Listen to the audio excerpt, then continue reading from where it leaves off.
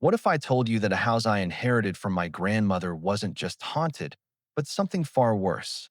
Something that had been waiting decades for someone like me to return? My name is Steve Blackwood, and this is the story of how I discovered that some family secrets should never be unearthed. Growing up, I always wondered why my grandmother Margaret never invited us over for holidays. Family gatherings always happened at restaurants or hotels, never at her sprawling Victorian home on Maple Street. When she passed away last year, leaving me the house in her will, I thought I'd finally get answers. I was wrong. Some questions are better left unasked, and some doors should remain forever closed. The first red flag came from the locksmith. When I called to get new keys made, he took one look at the address and immediately quoted me triple his usual rate. Hazard pay, he muttered when I asked why, and then refused to elaborate. His hands shook as he worked the locks, and I paid him anyway. I told myself it was paranoia, but something about that moment set the tone for what would come on the day I first walked up to the house as its owner. An unsettling chill ran down my spine despite the warm October afternoon. The Victorian stood 3 stories tall, painted a deep burgundy that looked nearly black in certain angles of the sun. Ornate gingerbread trim decorated every window and doorway, but instead of charm, it felt like a cage, oppressive and suffocating. The wraparound porch sagged slightly, and in the upper windows, I could swear I saw curtains twitch, even though the house had been empty for months.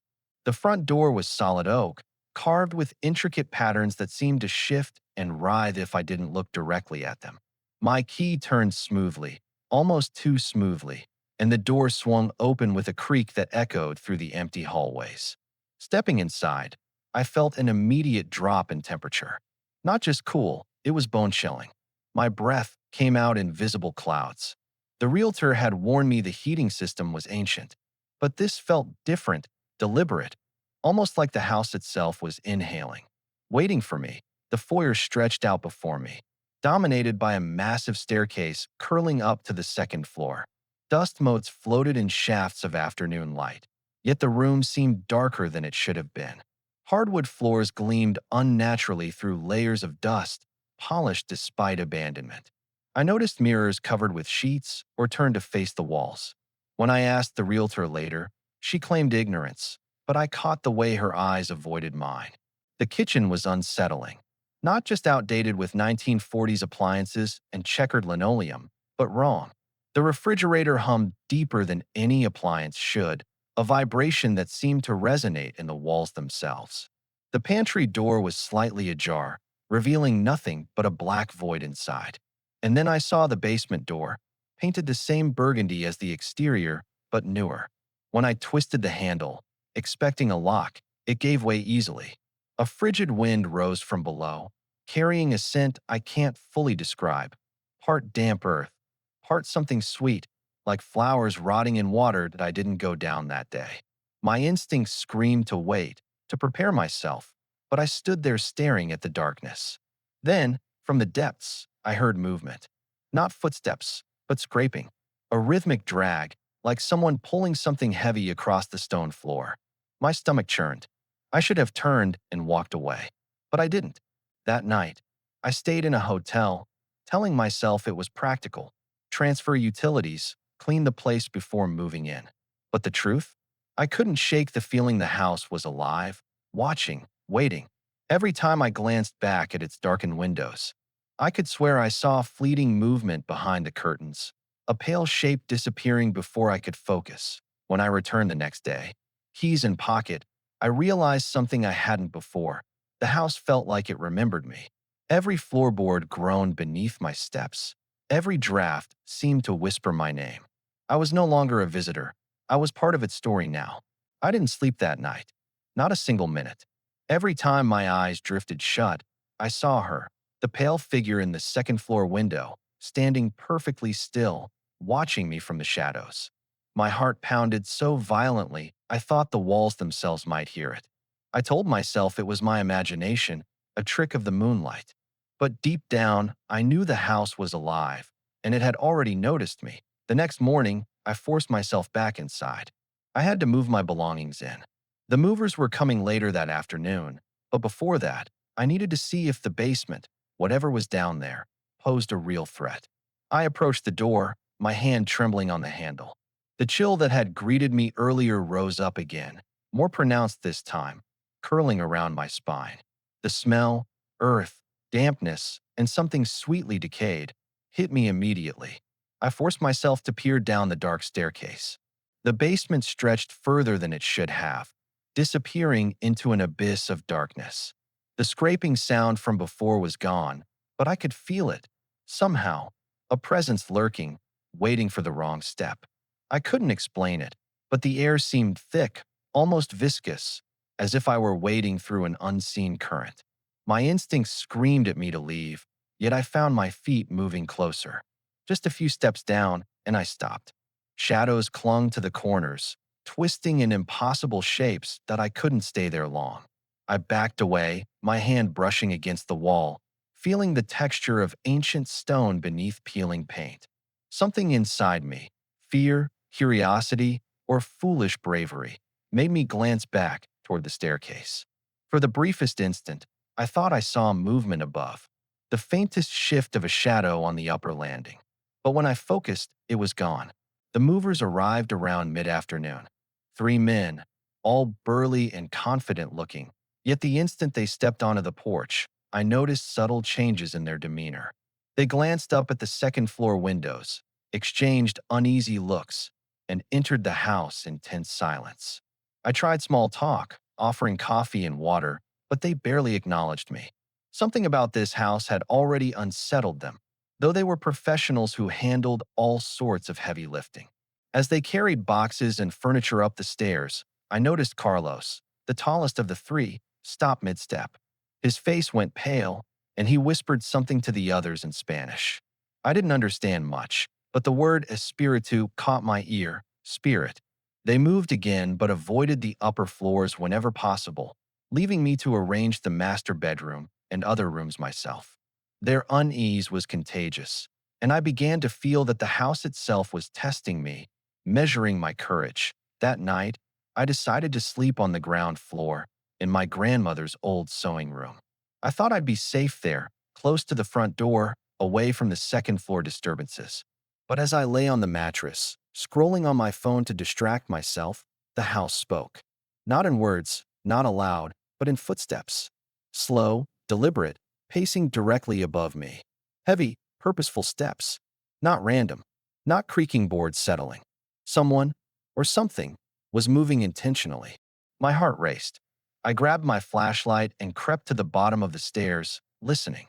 The rhythm of those steps, accompanied now by what sounded like furniture being dragged, filled the house. My voice caught in my throat as I called out, "Hello, is someone there?" The footsteps stopped immediately. Silence fell, so thick it pressed against my eardrums.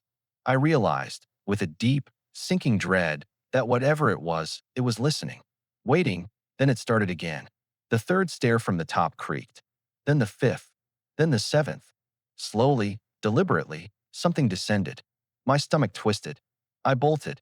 Grabbing my keys and phone, I ran for the front door, my bare feet pounding against the floorboards. The cold draft followed me, icy fingers on my skin. Outside, I slammed the door, gasping for air. From my car, I stared back at the house.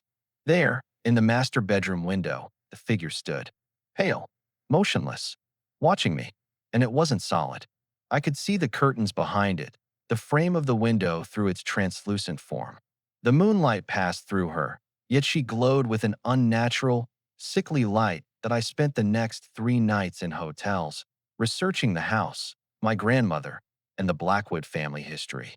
The more I learned, the more I realized how long this presence had been waiting. Margaret had known, had fought to keep it appeased, and now the responsibility had passed to me. The house wasn't just haunted. It was patient, deliberate, and it had been expecting me. The fourth night, I returned to the house. I told myself I was prepared, that I understood the risks. But from the moment I turned the key in the front door, I felt the warning. Eyes on me. Invisible but undeniable, tracking my every move. The air seemed thicker than usual, like walking through a damp fog, and the familiar chill of the house penetrated deeper than it ever had before. My heart was hammering, but I forced myself to breathe and step inside that I set up in the living room, every light blazing. I brought my phone, a digital recorder, and my grandmother's journal, the one she kept hidden in her desk drawer. Maybe if she had been able to communicate with it, I could too. I wanted to understand what I was dealing with, and for the first time, I felt like I might be capable of facing it. The first hour passed with nothing, only the usual creaks of settling wood, the hum of the heating system struggling to stay alive, and the occasional rattle from the kitchen. But the house didn't feel empty. It felt alive, charged, expectant. I could feel something behind me, moving just beyond the edge of perception. I refused to turn my head, telling myself I wasn't ready yet. Then, at exactly midnight, the lights went out. Every lamp, every overhead bulb, even the clock display on my phone went dead. Total darkness pressed in, thick and suffocating. I switched on my flashlight, but the beam was weak, flickering as if struggling against the shadows.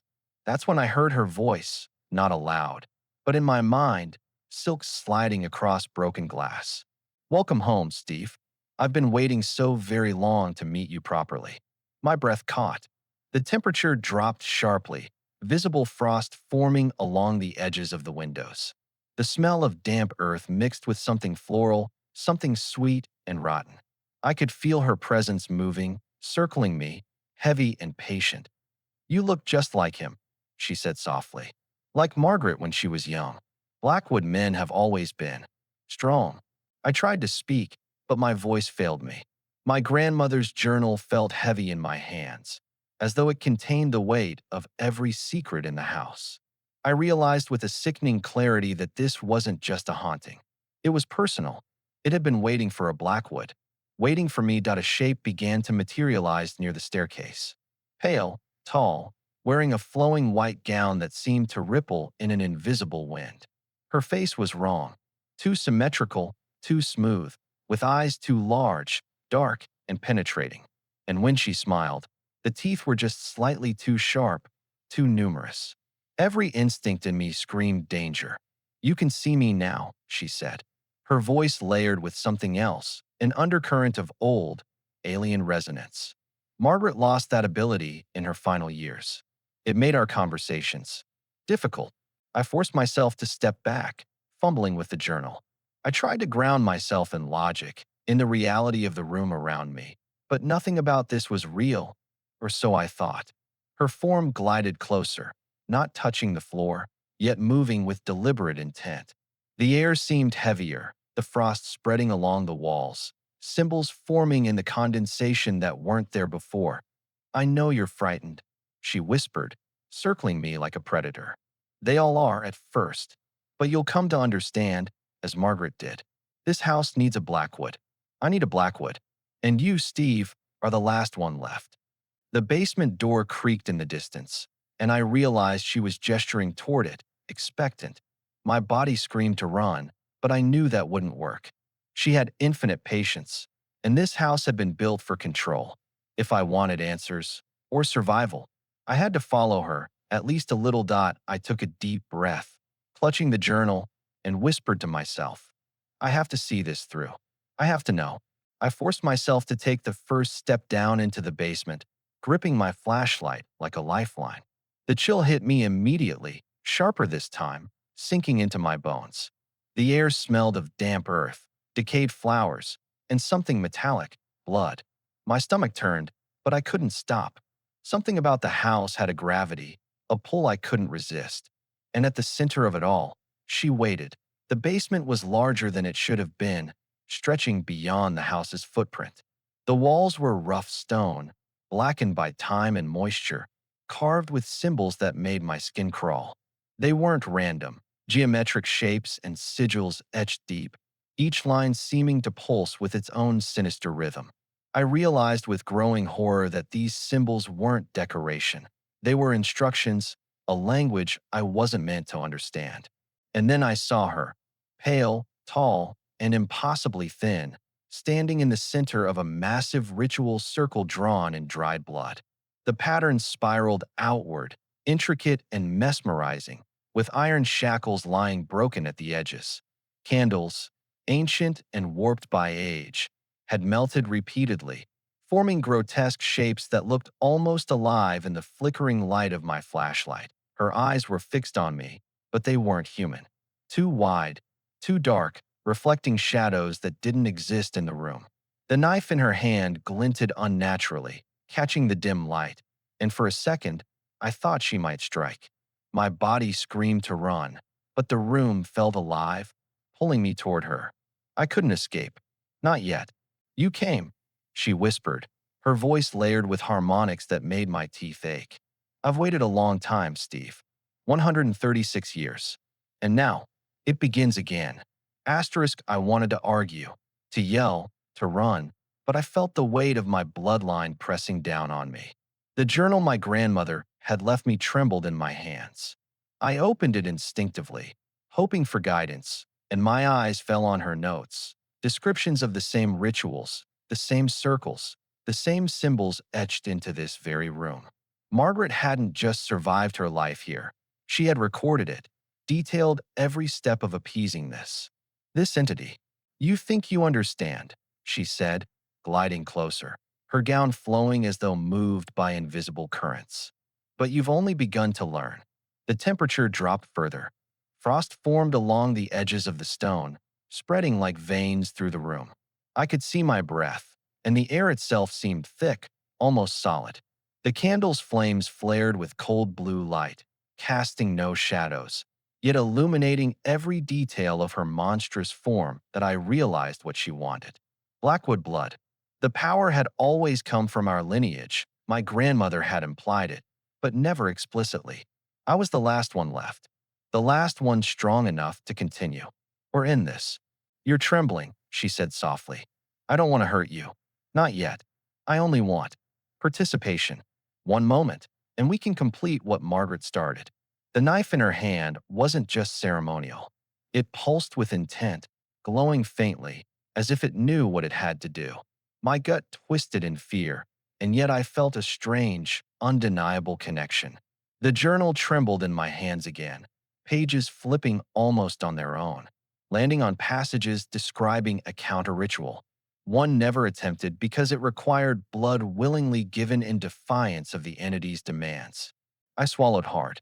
My grandmother hadn't succeeded fully, but she had left instructions. The realization hit me. I wasn't just a victim. I could fight. I could turn this against her. But first, I had to survive the next few moments. She floated closer, knife poised, eyes drilling into mine. Her form shifted, revealing glimpses of something inhuman beneath the beautiful human facade, a writhing mass of darkness. Too many limbs, too many mouths, all moving independently but with a single, unified intent, control that I took a trembling step forward, holding the journal like a shield. I know what you are, I said, voice surprisingly steady. And I know what you've done. Her eyes flickered with curiosity and amusement. Do you? You think you can understand what I've waited for? What I've suffered? Before I could respond, the symbols in the circle started to glow faintly, reacting to my presence. The air vibrated, a low hum filling the room, pressing against my chest. The knife rose higher, and I felt the pull of the ritual, the gravity of the centuries of preparation focused entirely on me that I knew then that hesitation could be fatal. I had to act, but every step I took toward defiance, toward resistance, was a risk. She had patience measured in lifetimes. I had seconds to make my choice. I knew the next few moments would decide everything. The basement seemed to pulse, alive with expectation. Symbols etched into stone glowed faintly, vibrating with energy I could feel in my chest. She floated at the center of the circle, knife raised, her eyes locked on me. Every instinct screamed to run, but I knew that hesitation was death that I held the journal tightly. Flipping to the passages my grandmother had left, the counter-ritual, written in careful handwriting, hidden away for decades. The instructions were precise. The blood had to be willingly given, and the incantation had to be spoken as the entity focused its power through the circle. Timing was everything. One wrong move, and it could all go horribly wrong. Her voice slithered into my mind again. I've waited for you, Steve. You can feel it too, can't you? The power calling to you. I swallowed hard, my fingers brushing the knife she held. Its metallic edge gleamed unnaturally. I forced my mind to focus. I am Blackwood. I am the bloodline. I am not prey. Stepping forward, I began to recite the incantation exactly as my grandmother's notes instructed. My voice shook at first, but gradually gained strength. The symbols on the walls and the floor responded, glowing brighter with every word. I felt the air thicken, heavy with energy, as if the house itself was straining against me, resisting my attempt to command it. She tilted her head, almost smiling. Clever. You've come prepared. But do you truly understand what you're doing? One misstep, and it will consume you. I met her gaze. I understand enough. The knife in her hand flickered in the dim light, pulsing like a heartbeat. I knew the moment had come. Blood. I pressed the tip of Cornelius Blackwood's old ceremonial knife, one I had brought with me for protection, against my palm. A shallow cut, just enough to draw a few drops. The metallic scent hit me instantly, sharp and cold. I let the drops fall onto the center of the ritual circle, chanting the final words as instructed. Immediately, the room reacted. A vibration shook the stone floor.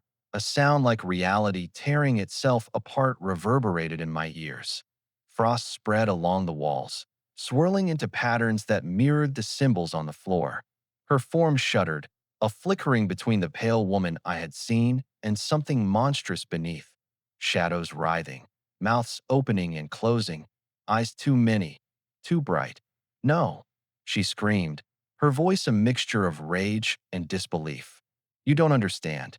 This isn't what it's meant for. I pressed on, chanting, letting the blood flow into the circle. The energy focused around her, constricting, pulling her into the patterns she had once controlled. Her arms lashed out, shifting between human and something entirely alien. But the ritual's power anchored her, resisting every movement. The basement seemed to collapse and expand at the same time.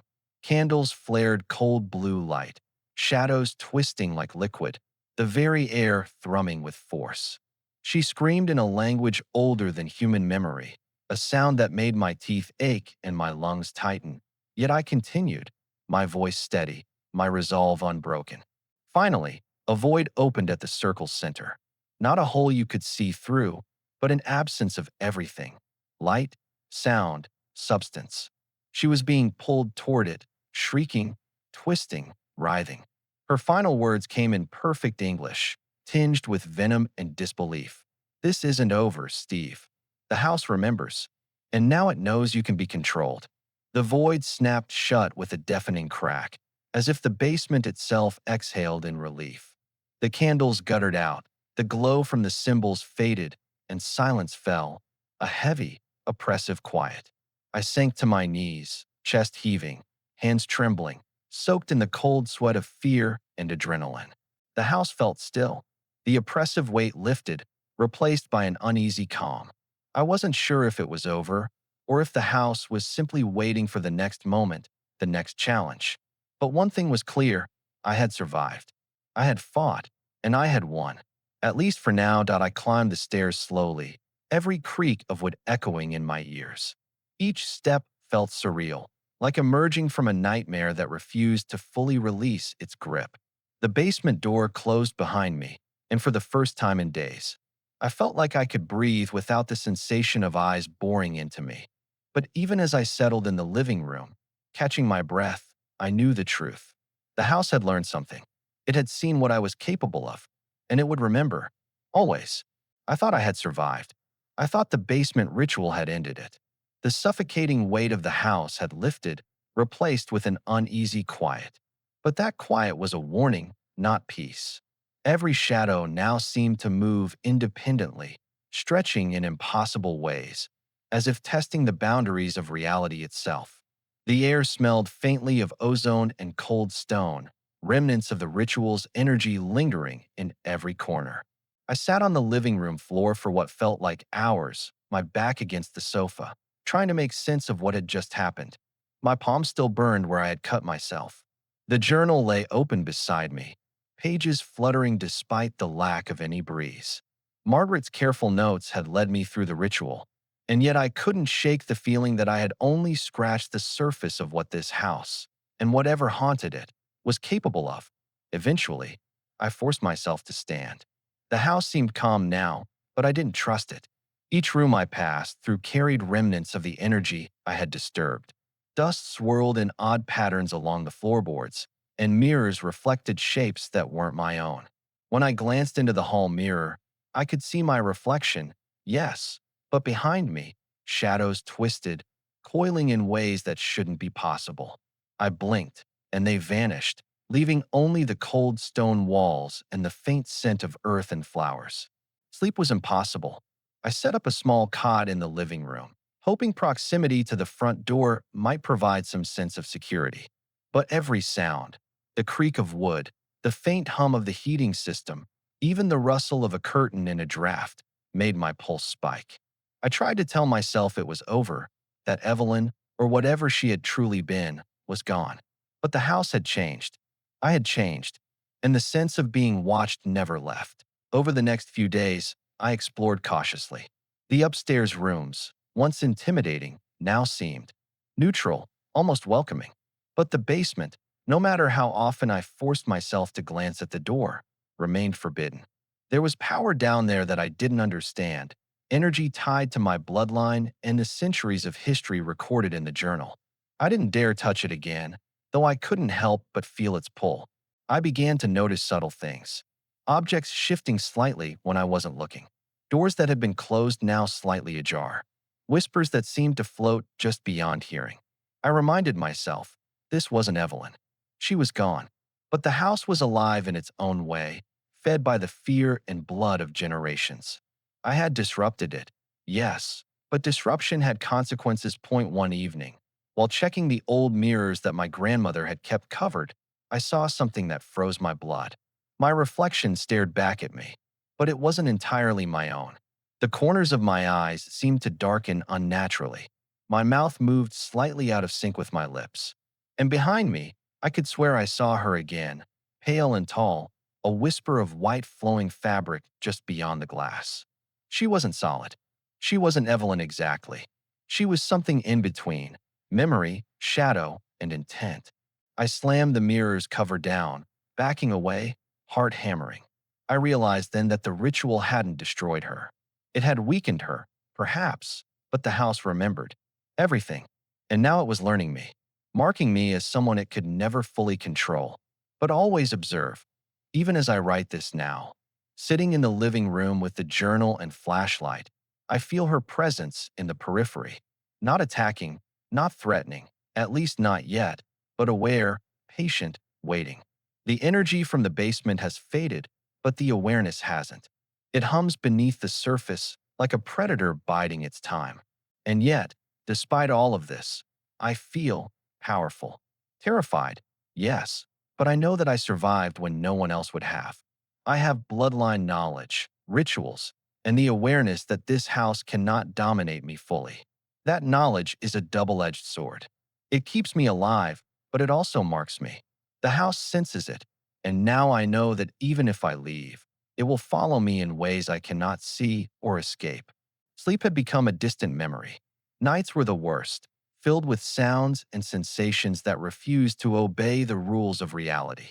The house no longer creaked randomly. It moved intentionally, as if testing my reactions, probing the limits of my fear. Even during the day, I felt its gaze. It was everywhere: walls, floors, ceilings, mirrors, all silently observing that I spent hours pacing the halls, flashlight in hand, journal clutched like a shield. I began cataloging the disturbances, trying to predict patterns. Objects shifted positions ever so slightly when I wasn't looking. Doors I had closed reopened silently. Shadows lengthened and twitched in impossible ways, as though they had lives of their own. The house was alive in a way I couldn't have imagined, fed by the centuries of fear it had collected. Then came the whispers. Low, almost imperceptible, they began at the edge of hearing. Sometimes I could swear it was Evelyn or some residue of her consciousness. At first, it was only fragments of words, my name, taunts, or strange requests. But over the days, the whispers became more coherent, more demanding. You survived. The voice murmured one night, curling into my mind like smoke. But survival isn't enough, Steve. You belong to this place. Always. I swallowed hard, tightening my grip on the journal. My grandmother's notes had warned me about lingering energy, about the house learning from attempts to disrupt it. I had weakened Evelyn, yes, but I had left a mark. And now, the house itself was adapting, using her essence as a template for intelligence. By the fifth night after the ritual, I noticed changes in the mirrors. My reflection was wrong. My eyes seemed too deep, my skin paler. And in the corners of the glass, faint silhouettes twisted, human forms that moved independently of me. I realized that the house had begun to manipulate reflections, perhaps using them to study me, to anticipate my reactions. One evening, while inspecting the upstairs hall, I heard the unmistakable sound of furniture moving above me. I froze, recalling the first night I had spent in the house. Only now it wasn't random. Each movement, each creak was deliberate, a message I could not decipher. My heart pounded. The shadows along the walls pulsed, stretching toward the floorboards. I could feel their intent like a physical weight. Then the voice returned, louder this time, clearer. You think you've mastered me. You think the basement ritual changed anything. But I learn, Steve. I always learn. I realized then that the entity had evolved. Evelyn was gone, yes, but her consciousness had merged with the house. Every wall, every floorboard, every stone of the basement carried her awareness. I wasn't just being watched. I was being hunted by a predator with infinite patience, capable of shaping reality within these walls. I decided to confront it, to try and assert some control. I lit every lamp, set up candles in every room, and placed the journal at the center of the living room. I spoke aloud, reciting protective phrases I had copied from the margins of Margaret's notes, invoking Blackwood lineage and intent. The air thickened, electricity snapping faintly through the atmosphere. Shadows recoiled slightly, then surged, as if amused by my effort. You can try, Steve, the voice whispered, a hiss now. But the house remembers everything, and it does not forgive easily. Then the lights flickered, and I saw movement in the corner of the living room. A figure, pale and thin, gliding just above the floor. Not fully formed, but enough to recognize the signature white gown and impossibly large, dark eyes. My stomach dropped. The ritual had weakened her, yes, but she had found a new vessel. The house had rebuilt her, using itself as armor. I'd backed up, heart hammering, realizing the danger. She wasn't just Evelyn anymore. She was the house. Every creak, every whisper, every reflection could carry her presence. I had underestimated the intelligence of the place I had inherited. I ran toward the master bedroom, desperate for even the smallest sense of safety. But the moment I crossed the threshold, I knew I had made a mistake. The air thickened like water, pressing against my chest and making each breath a struggle. My flashlight flickered, casting fractured shadows that writhed across the walls. I should have known. There is no safe room in a house like this. The mirror above the dresser drew my attention immediately. It wasn't my reflection I saw. Instead, dozens of eyes stared back at me from every angle. Not human, not fully formed, just glimpses of shapes, faces, and forms twisting unnaturally within the glass. And in the center, a shape took form. Tall, pale, impossibly thin, wearing that cursed white gown, eyes too dark, teeth too sharp. It stretched and warped, reaching toward me as if the glass had become a portal. I stumbled back, tripping over the edge of the rug, and the figure mirrored my movements. The whispers returned, layered now with hissing, growling undertones that rattled my teeth. You cannot hide, Steve. You cannot escape. I am the house. I am everything here. And you are mine. My heart hammered so hard I thought it might rupture. I grabbed the journal, flipping frantically to the notes about containment and protective wards. Margaret's handwriting was shaky but precise, describing how she had kept the entity temporarily subdued, though never fully destroyed. I realized then that what I had done in the basement was only a partial victory. I had weakened her, yes, but I had not banished her completely. I had to act fast. I traced protective symbols in chalk I found in the old storage closet, setting them at each doorway. The moment I finished one, shadows recoiled, writhing violently as if in pain. The figure in the mirror shrieked, a sound that made the room tremble and my stomach lurch. The house itself seemed to groan, an ancient vibration moving through the floors and walls. You think symbols can bind me? The voice hissed. I am every corner of this place, every shadow, every heartbeat. I realized that she had adapted, learning from the basement confrontation. She had merged with the house completely, becoming its consciousness, its predator. Every room, every floorboard, every mirror was now a part of her, and she was hungry for revenge. The air around me grew colder, frost forming along the edges of the walls. My flashlight died completely, leaving me in near total darkness. Panic surged, but I forced myself to remain calm.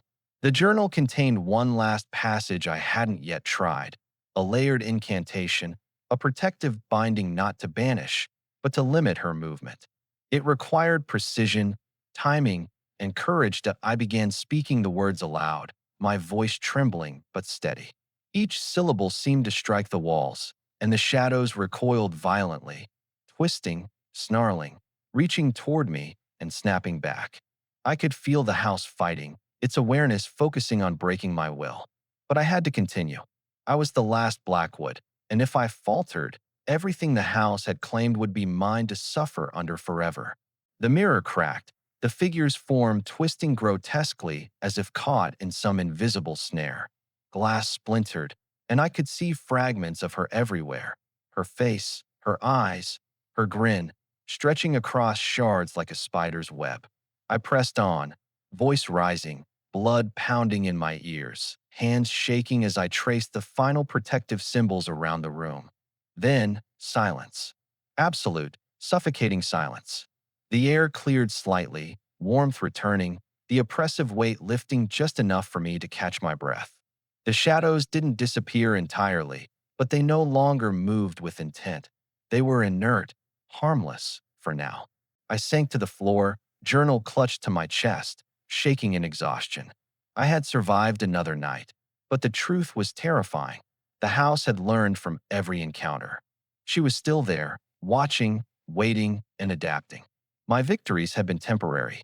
My breathing slowed, and I realized that living in the house wasn't about defeating her once.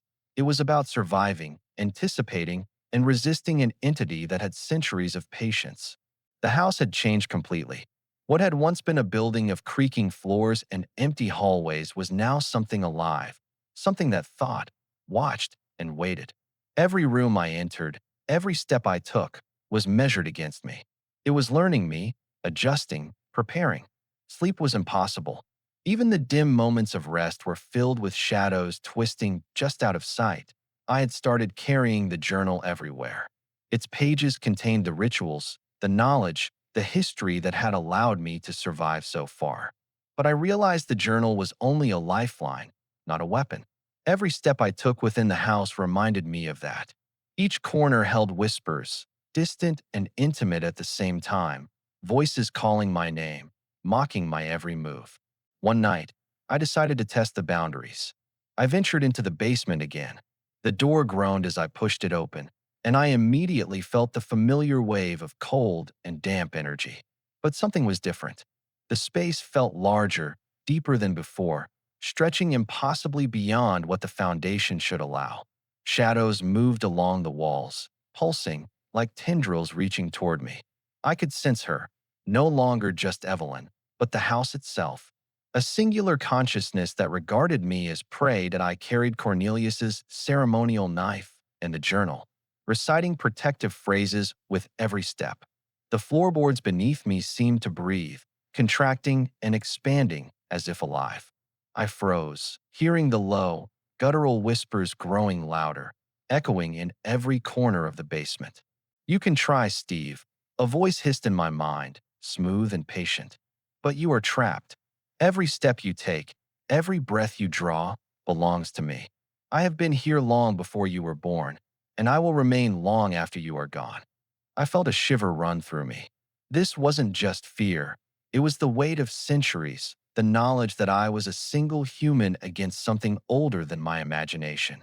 I pressed forward, chanting, letting the protective phrases flow through me, each word a shield against the oppressive presence. Suddenly, the shadows erupted. Forms shot from the walls, twisting into faces I recognized, previous owners, ancestors, even fleeting glimpses of my grandmother Margaret. Their eyes were empty, frozen in expressions of terror. They reached for me, and I stumbled backward, heart hammering. The journal slipped from my hands and landed open on the floor, pages fluttering wildly as though caught in a storm. Through the chaos, I remembered the counter ritual, the one my grandmother had kept hidden as a last resort. I needed focus, courage, and timing. I knelt, tracing the chalk symbols I had carried, while reciting the Latin phrases with every ounce of concentration I possessed. The shadows recoiled slightly, screeching, writhing against invisible restraints. And then I saw it, a faint light, a tiny point of brilliance in the center of the basement circle. It pulsed as if breathing, a remnant of the energy from the previous ritual. I realized I could use it, channel it against the entity without giving her access to my own blood this time. Carefully, deliberately, I guided the energy, following Cornelius's instructions in the journal, directing it toward the shadows. The reaction was immediate. The forms shrieked, twisting, trying to escape the force. Frost spread across the walls, mirroring the original ritual, and the whispers grew frantic, fragmented, almost human in their desperation. But she was clever. She didn't attack directly. Instead, she began to manipulate reality subtly, turning the basement into a labyrinth. Walls shifted slightly, ceilings rose and fell, angles defying physics, trying to trap me, to disorient me. I fought my panic, focusing entirely on the ritual. Sweat dripped down my forehead, my hands shook, and my voice faltered, but I pressed on. Finally, a sudden silence fell. The shadows froze, the whispering stopped, and the basement's impossible geometry seemed to settle. I had won a small victory, but the cost was clear. The house had learned even more about me. I knew it was coming. The house had been patient, silent, learning me for days, maybe weeks. Every shadow, every whisper, every faint shift of air had been a preparation for this moment. I could feel it in my bones. The walls themselves were holding their breath, waiting to see if I would survive the night. The living room mirror was shattered, not by accident. Every shard reflected countless versions of her, all pale, all tall, all reaching toward me with impossible, jagged fingers. The whispers were a chorus now, chanting my name in tones too low for human hearing and too high for sanity. I felt the pressure in the air, thickening until it burned my lungs, pressing me into the floorboards as if gravity itself had become hostile. I gripped the journal and the ceremonial knife, forcing myself to focus. I recited the Latin phrases, protective wards, and binding rituals from memory, the words leaving my mouth shaky but unbroken. Each syllable seemed to resonate with the walls, and for a brief, shining moment, I felt the shadows hesitate. Then the floor beneath me groaned, and the room shifted. The walls rippled like water, stretching and bending impossibly. Her voice filled every corner of my mind. "You think you can control me, Steve? This house is older than your bloodline, and it remembers every heartbeat of every Blackwood who has ever lived." I couldn't argue. I didn't have the luxury of denial, but I had survived this long because I refused to submit. Every ounce of courage I possessed, every lesson learned from Margaret's notes, every heartbeat of defiance, I poured into the ritual. I followed the instructions exactly, using the chalk symbols, the journal, and the knife to channel energy.